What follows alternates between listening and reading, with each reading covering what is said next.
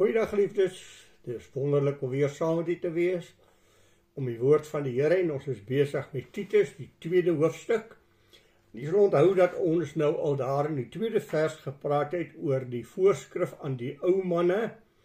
Hulle moet nugter wees, waardig, ingetoe, gesond in die geloof, in liefde, in die lydsaamheid.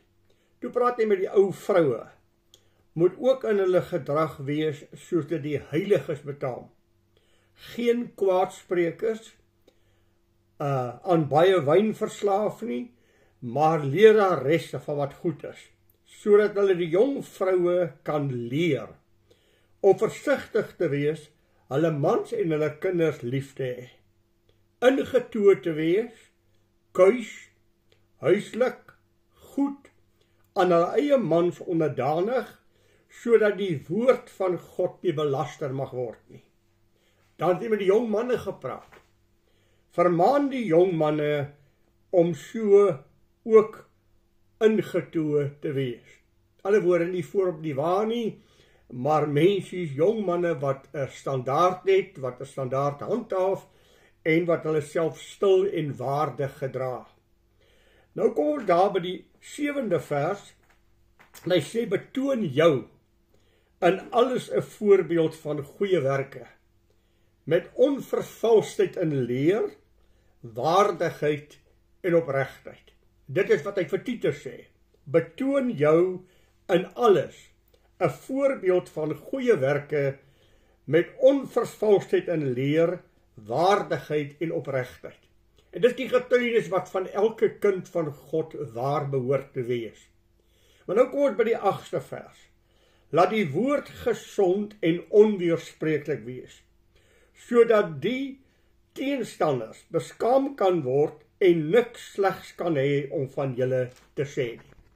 Dit gaan nog steeds oor die getuienis wat van die kind van God moet uitgaan. En wanneer hy vir Titus kom sê dat die woord gesond en onweerspreeklik moet wees, dan lyk dit vir my, dit dui hier meer oor die prediking en meer oor die verkondiging van God se woord. Maar dit is ook meer as dit. Ook my woorde as kind van God, die manier wat ek met mense praat en met mense omgaan, moet ook aan dieselfde vereistes voldoen. Dit moet gesond wees en onweerspreeklik, sodat niemand oor my woorde struikel en daardeur die naam van die Here belaster word nie. Ons het ons reeds vir mekaar nou al reeds gesê, in die voorafgaande vers het hy gesê, sodat die woord van God nie belaster word nie. Die wyse wat ons met mekaar saamlewe en die wyse wat ons met mekaar omgaan. En geliefde, woorde tel by God geweldig baie. En daarom moet ek en u oplet na ons woorde. Daar in Matteus, en wel die 12de hoofstuk vers 36 en 37 het die Here gesê, van elke ydelle woord wat 'n mens spreek, sal hy rekenskap voor God moet gee. En dan sê hy, uit jou woorde sal jy voor God geregverdig word, of deur jou woorde sal jy voor God veroordeling staan. Met ander woorde, hoe ek praat. En ook Paulus in Kolossense, die 4de hoofstuk vers 6 sê, laat julle woorde altyd met sout besprinkel wees, sodat julle kan weet hoe om iedereen te antwoord. Daarin Jakobus kry ons 'n woord. Vinnig om te hoor, stadig om te praat, stadig om toornig te wees. Met ander woorde, let op jou woorde wat jy sê. So dikwels kan woorde pyn in die lewens van mense bring, wat nie maklik vergewe kan word nie. So dikwels sal ek my tong wil afsny oor wat ek gesê het, maar dit is uit, dis in die lug buite. En ek kan om verskoning vra vir wat ek gesê het, maar die seer bly partykeer baie lank in 'n mens se lewe. Daarom sê hy, laat die woord gesond en onweerspreeklik wees, ook jou woorde wat jy met mense praat elke dag. Laat jou woorde in die eerste plek altyd waarheid wees. Dit is een van die kenmerke van 'n kind van die Here, dat as ek praat, my woorde waarheid sal wees en dat mense nie sal nodig hê om my woorde in twyfel te trek, omdat hulle gewoond is dat ek praat, maar nie lewe wat ek sê nie. Laat jou woorde waardig wees, laat jou woorde altyd die waarheid wees. Met ander woorde, laat jou woorde altyd ook reg is. Dat jy geen valsheid van woorde sal hê nie, maar dat jy altyd eerlik en opreg ook in jou woorde teenoor mense sal wees, en jou woorde opreg voor mense sal dien. Dit is geweldig interessant, as ons ook vir mekaar sê, as hy sê die woord moet gesond wees, dan beteken dit dat hierdie woorde opbouend moet wees. Dit moet daar wees om mense geestelik te bou, voortdurend die lewens van mense verander. En nou wil ek vir u iets sê. Jy weet, almal van ons hou daarvan om 'n belofte in die woord van God te hoor, om die seën van die Here te hoor wat hy oor sy volk uitspreek. Dis heerlik om hierdie beloftes van God te hoor en die pragtige bemoediging van God in sy woord te hoor. Maar as jy nou mooi na die Bybel kyk, dan ek kan nie 'n persentasie maak nie, want ek het nie 'n persentasie daar gestel nie. Maar kom ek sê vir julle dat 80% van die Bybel is rigtinggewend, is waarskuwend, is vir jou sê hoe jy moet lewe. En 20% is beloftes aangekoppel.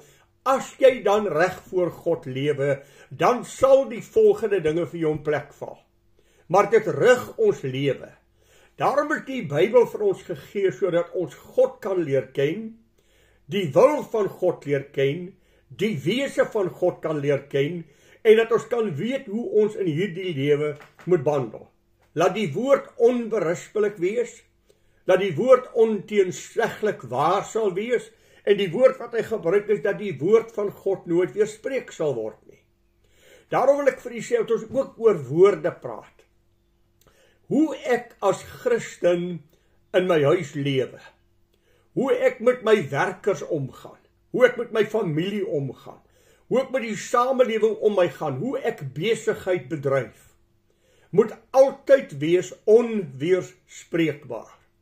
Onweerlegbaar moet die getuienis wees wat van my uitgaan dat ek is 'n kind van God, sodat ek nie 'n klad op die koninkryk van die Here bring, soos wat ons hier gelees het, sodat die woord van God nie in die proses belaster sal word nie.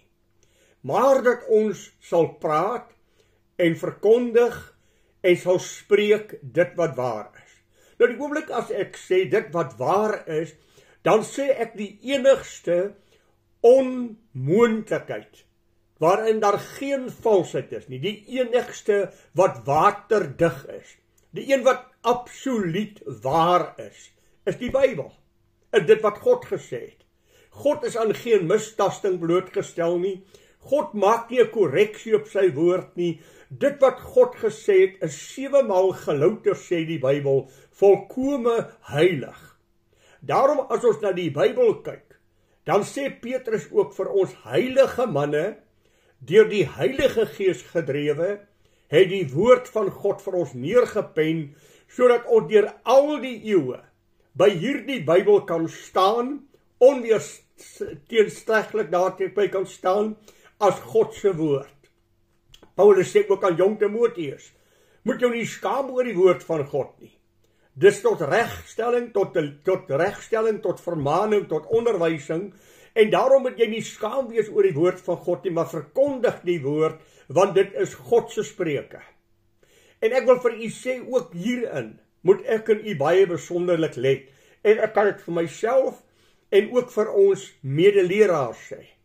Broeder, wanneer jy die woord van God verkondig, dan sê jy wat die Bybel sê.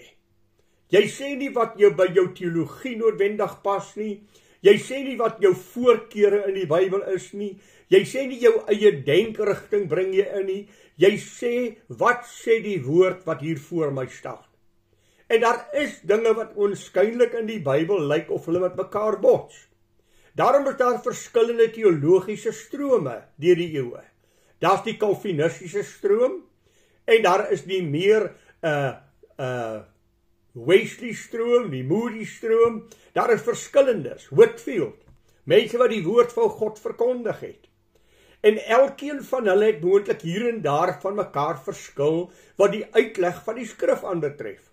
Maar die Bybel lyk oënskynlik of dit mekaar teespreek. En ek kan vir u baie voorbeelde gee. Ek kan vir u voorbeelde gee van 'n enkele teks. Waar plaas jy die klem in die volgende teks? Om net vir u te wys hoe 'n mens 'n teks hanteer. Paulus sê daar in Efesiërs 1 vers 4, hy het ons uitverkies voor die grondlegging van die wêreld in Christus, om heilig en sonder gebrek voor hom in liefde te wees. Ek kan die klem plaas op dat julle uitverkies voor die grondlegging van die wêreld. Ek kan die klem plaas op in Christus. Ek kan die klem plaas om te heilig en sonder gebrek voor hom in liefde bevind te mag word. Jy sien, daar is soveel dimensies rondom die woord van die Here.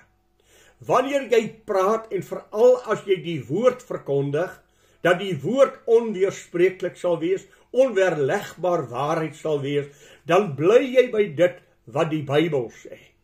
Daarom het hy ook vir die persoon van Titus gesê, jy moet waardig voor God lewe. Jy moet opreg voor God lewe. Want as jy waardig voor God lewe en opreg voor God lewe, dan sal die verkondiging van die woord ook waarheid en opreg wees. Ons lewe in 'n tyd van geweldige valsheid. En geliefdes, daar was valsheid in die tye van die Here Jesus Christus. Daar was valshede wat Paulus aangespreek het en Petrus aangespreek het. Valse leraars wat rondgaan. Dis vandag nog so. Daar is mense wat vandag die woord van die Here gebruik vir hulle eie voordeel. En die woord van God misbruik vir hulle eie voordeel. Daar is mense wat die prosperity gospel verkondig. Hoe meer jy vir God gee, hoe meer sal jy terugkry. Die saai en maai gedagte. En wat geld uit mense se sakke uitvat en miljonêers word. Soos daar wêreldpredikers wat op die televisie heeldag is, wat $500 miljoen sterk is, $600 miljoen sterk is, wat hulle eie privaat vliegtuie het, alles omdat hulle uit mense uitgesuig het met 'n enkele teks in die Bybel, wat hulle totaal misbruik. Jy moet elke gedagte in die Bybel wat jy het, moet jy toets aan wat sê die res van die Bybel, is dit in lyn met die res van die Bybel. Moet 'n mens ryk wees? Want dit is iets wat verkondig word. As jy nie ryk is nie, is jy buite 'n verhouding met God. Dan was die Here Jesus buite 'n verhouding met God. Dan was die apostels buite 'n verhouding met God, want hulle moes die stel klere aan hulle lyf, 'n stel skoene en 'n staf aan die hand vat en begin stap. En God sal vir hulle sorg elke dag. Hulle het nie aardse voorspoed gehad nie. Hulle het nie aardse dinge gehad nie. Daarom toets die prediking waarna jy luister. Is dit wat hierdie man sê, Bybels, of is dit 'n teks wat buite sy konteks gebruik word, en hy misbruik die woord van God, want dit is nie die basis van dit wat die woord van God verkondig nie. Ons moet waak oor dit wat ons hoor. Die woord van God sê vir ons hier moet onweerspreeklik wees. Jy moet die waarheid verkondig. En die rede daarvoor dat ek sê, jy moet reg praat en moet reg lewe. En ek wil veral die klem plaas op lewe, sodat die teestanders wat God se woord nie glo nie, beskaam kan word en niks slegs het om van julle te sê nie. Ons lewe as getuienisse. Moet hulle kan sê, waarlik, ek sien dat jy 'n verhouding met God het. Ek sien deur jou leefwyse en die wyse wat jy praat, dat jy anderster is as ander mense. Petrus het 'n pragtige woord gehad vir die predikers. Hy het gesê, wanneer jy preek, laat dit wees woorde asof van God. Dis die ou vertaling. Een van die nuwe vertalings sê dit vir my mooier. Wanneer jy preek, laat dit wees asof God deur jou aan die woord kom. Maar moet nooit preek en nie lewe nie. Jou lewe moet jou woorde staaf, sodat die teestanders van die woord van God kan sê, ons stem nie saam met hulle nie. Ons aanvaar nie die evangelie wat hulle verkondig nie. maar ons kan nie 'n vinger lê op hulle lewe nie. Onthou u van Daniël? Hulle soek 'n klag teen hom. Hulle kan geen klag teen hom inbring dat hy ergens ontrou was nie, behalwe as hulle hom gaan aankla oor sy godsdiens, die feit dat hy God aanbid. En dan word daar 'n wet uitgevaardig deur sy teestanders, wat na die koning toe gaan en sê, maak 'n wet van Mede en Perse, 'n wet wat nie verbreek kan word nie.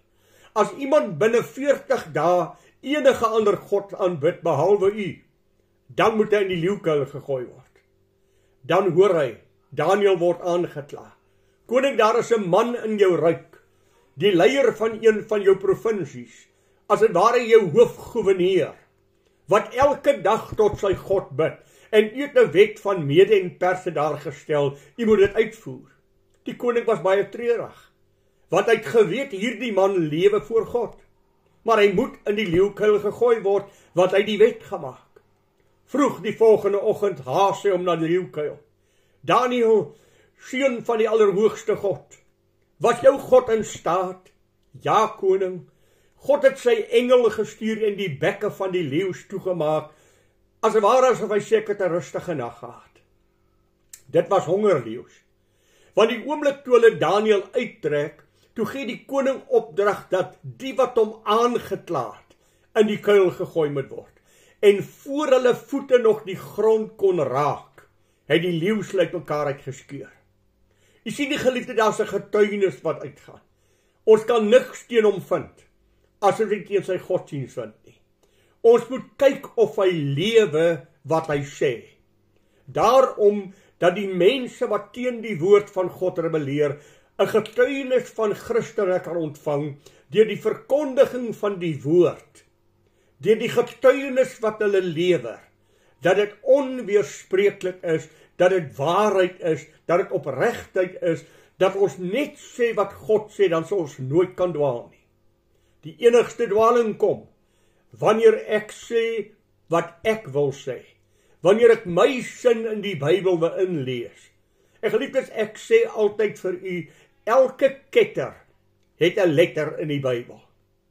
Die duiwel se grootste wapen is die Bybel, maar die Bybel verkeerdelik toegepas. Onthou u toe die Here Jesus versoek is, toe haal die duiwel vir hom die Bybel aan. Daar staan geskrywe. Maar die Here ken sy verneinigheid en sy valsheid en die Here sê vir hom, maar daar staan ook geskrywe.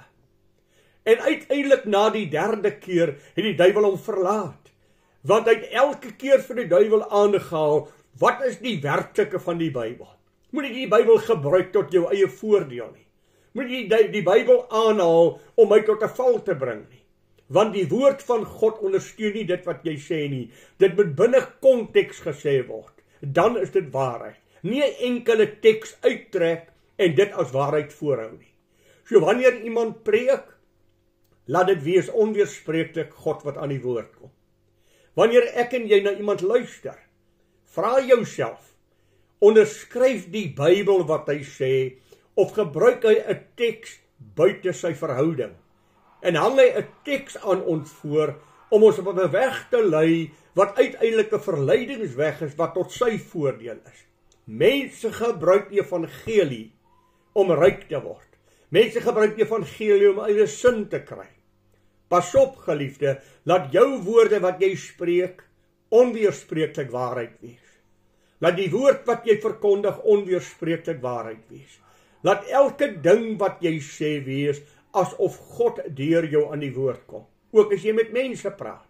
Wees versigtig om te praat, moenie haastig wees nie, en praat altyd die onkreukbare waarheid. Moenie 'n draaisel daarin sit nie. Moenie iets byvoeg wat nie hoort nie. Sê die waarheid. Al is jy skuldig, dan bely jy, ek het oortree, ek is skuldig. En mense het meer respek vir 'n mens wat eerlik is, as wat hy weet, hier is 'n man wat vir my 'n storie vertel, om uit die probleme uit te kom. Mag die Here vir jou en my help, om so te praat, en so te lewe, dat die teestanders van die evangelie oortuig mag word, werklik Christenskap werk, en Christenskap die verandering van 'n lewe sien ons, dit voor ons oë vir ons openbaar. Mag die Here vir u ryklik seën, en mag u in u eie persoonlike lewe God van nader leer ken en 'n intense verhouding met God beleef. Goeiedag vir u, totdat ons volgende week weer saam met mekaar kuier. Die Here seën vir u so ryklik. Goeiedag vir u.